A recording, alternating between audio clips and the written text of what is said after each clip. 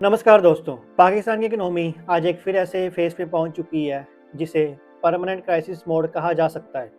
Foreign exchange reserves बार बार गिर जाते हैं, इंपोर्ट्स रुकने लग जाते हैं, फ्यूल और एनर्जी क्राइसिस क्रिएट हो जाते हैं और हर कुछ महीने बाद पाकिस्तान डिफॉल्ट के किनारे आ खड़ा होता है। तब एक ग्लोबल इंस्टीट्यूशन दोबारा एंट्री लेता है, इंटरनेशनल मॉनेटरी फंड यानी आईएमएफ पाकिस्तान को बेल आउट देता है। पाकिस्तान कुछ वक्त के लिए ठीक हो जाता है, फिर political instability, policy confusion, corruption और इकोनॉमिक मिसमैनेजमेंट के क्राइसिस वापस आ जाते हैं। ये साइकिल 40-50 साल से रिपीट हो रहा है, मगर सबसे इंटरेस्टिंग सवाल है कि आईएमएफ बार बार पाकिस्तान को फंड क्यों करता रहता है। और दूसरा, ये बेल आउट सिस्टम इंडिया के लिए लॉन्ग टर्म सिक्योरिटी रिस्क क्यों बन रहा है, स्पेशली टेररिज्म के रिस्क के एंगल से। इस पूरे टॉपिक को हम डेप्थ में, सिंपल लैंग्वेज में और इजी फ्लो में समझेंगे। आईएमएफ एक इंटरनेशनल फाइनेंशियल इंस्टीट्यूशन है जिसका काम होता है ग्लोबल फाइनेंशियल स्टेबिलिटी को प्रोटेक्ट करना।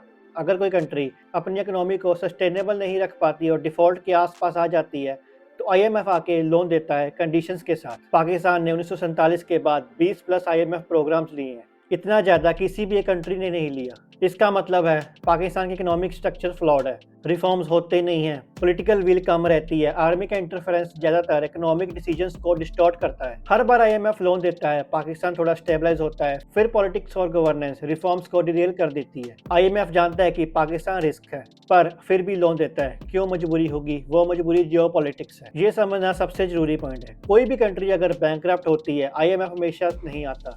श्रीलंका जैसे कंट्रीज को बेल आउट मिलते हैं पर उन्हें इमीडिएट जियोपॉलिटिकल अर्जेंसी नहीं होती। पर पाकिस्तान एक डिफरेंट केस है। वो कैसे? पाकिस्तान एक न्यूक्लियर आर्म्ड नेशन है। अगर पाकिस्तान बिल्कुल कोलैप्स हो जाए, न्यूक्लियर कमांड स्ट्रक्चर वीक हो सकता है, एक्सट्रीमिस्ट ग्रुप्स इंस्टेबिलिटी का फायदा उठा सकते हैं और पूरी कंट्री में इंस्टेबिलिटी क्रिएट कर सकते हैं। दूसरा रीजन है कि पाकिस्तान एक डेंजरस ज्योग्राफी में स्थित है।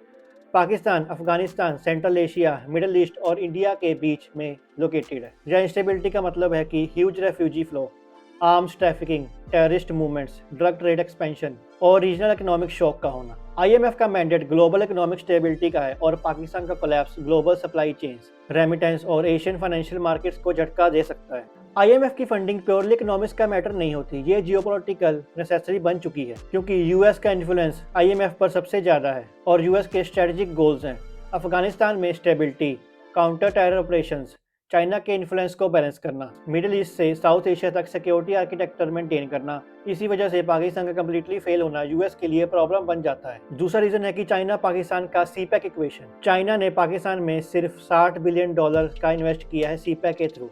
अगर पाकिस्तान कोलैप्स हो जाए तो पाकिस्तान का स्ट्रेटेजिक पोर्ट्स यानी कि गवादर रिस्क पर आ जाते हैं। चाइना के सप्लाई रूट्स डिस्टर्ब हो जाते हैं, बीजिंग को इकोनॉमिक ब्लो लगता है। तो आईएमएफ के लोन इनडायरेक्टली चाइना के इन्वेस्टमेंट्स को भी प्रोटेक्ट करती हैं। तीसरा है कि रीजनल शॉक प्रिवेंट करना। पाकिस्तान अगर कल डिफॉल्ट करता है तो बैंकिंग में क्राइसिस होगा, ट्रेड डिस्ट्रप्शन होगा, माइग्रेंट का एक्सोडस होगा और करेंसी मेल्टडाउन भी होगा। ये सब रीजन को हिट करेगा। चौथा रीजन है कि पाकिस्तान की इकोनॉमिक वीकनेस का रूट कॉज। पाकिस्तान का प्रॉब्लम सिर्फ शॉर्टेज ऑफ मनी नहीं है, ये स्ट्रक्चर खुद फ्लॉड है। टैक्स सिस्टम एक्सट्रीमली नैरो है, एक्सपोर्ट बेस बहुत कम है, मिलिट्री इकोनॉमी पर हैवी कंट्रोल रखता है और करप्शन डीपली रूटेड है। आइए जानते हैं कि आईएमएफ के इस बेल आउट पर इंडिया पर क्या इफेक्ट पड़ेगा। इससे पहले ये समझना जरूरी है कि आईएमएफ का लोन टेररिज्म को डायरेक्टली फंड नहीं करता।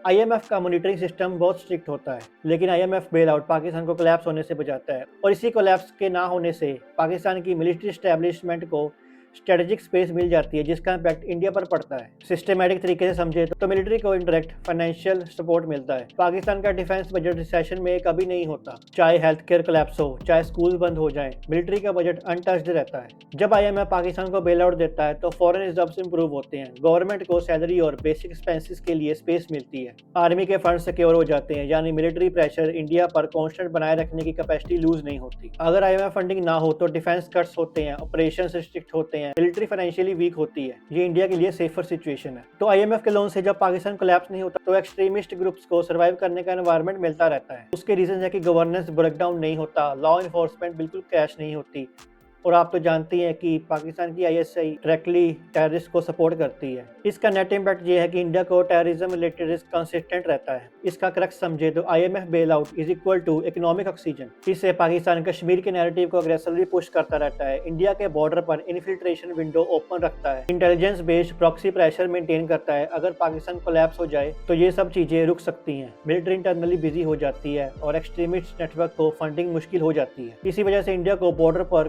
कंटिन्यू मॉनिटरिंग रखनी पड़ती है। तो आखिर में 3-4 पॉइंट्स में समझे तो पाकिस्तान की live governance is equal to military influence survive करता रहता है।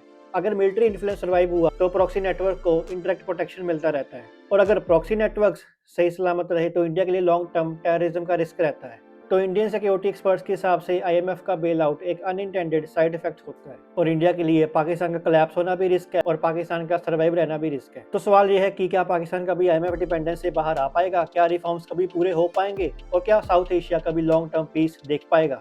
ये तो आने वाला वक्त ही बता पाएगा। आज की वीडियो बस इतना ही, फिर मिलेंगे नई न्यूज़ के साथ, तब तक के लिए साइनिंग ऑफ।